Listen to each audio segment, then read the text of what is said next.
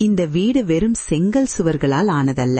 இது அன்பால் பூத்து குலுங்கும் ஒரு நந்தவனம்.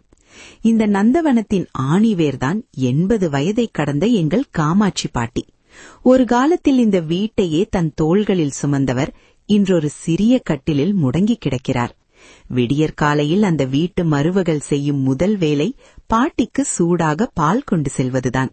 அத்தை, இன்று பால் கொஞ்சம் தடிமனாக இருக்கிறது, குடியுங்கள் என்று அவர் சொல்லும்போது பாட்டியின் சுருக்கங்கள் நிறைந்த முகத்தில் ஒரு மெல்லிய புன்னகை அரும்பும். அந்த அன்பே அவருக்கு சிறந்த மருந்தாகிறது. அடுத்ததாக பாட்டியின் பேரப்பிள்ளைகள். பாட்டி, என் பென்சில் எங்கே? பாட்டி, என் ஹோம்வொர்க்கை பாருங்கள் என ஓடி வருவார்கள். பாட்டி அந்த செல்லச் சண்டைகளை தீர்த்து வைக்கும்போது அந்த இடமே ஒரு திருவிழாவாக மாறும். அலுவலகம் கிளம்பும் முன் மகன் ஒரு 5 நிமிடம் தன் தாயின் அருகில் அமர்ந்து அவர் கைகளை வருடி விடுவார். என் பிள்ளை என்னை பார்த்துக் கொள்கிறான் என்ற அந்த ஒரு நிம்மதியே அவரை இன்னும் வாழ வைக்கிறது.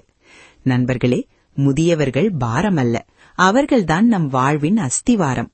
அவர்கள் எதிர்பார்ப்பது பணத்தையோ பொருளையோ அல்ல, உங்களின் ஒரு சில நிமிட அன்பான பேச்சை மட்டும்தான்.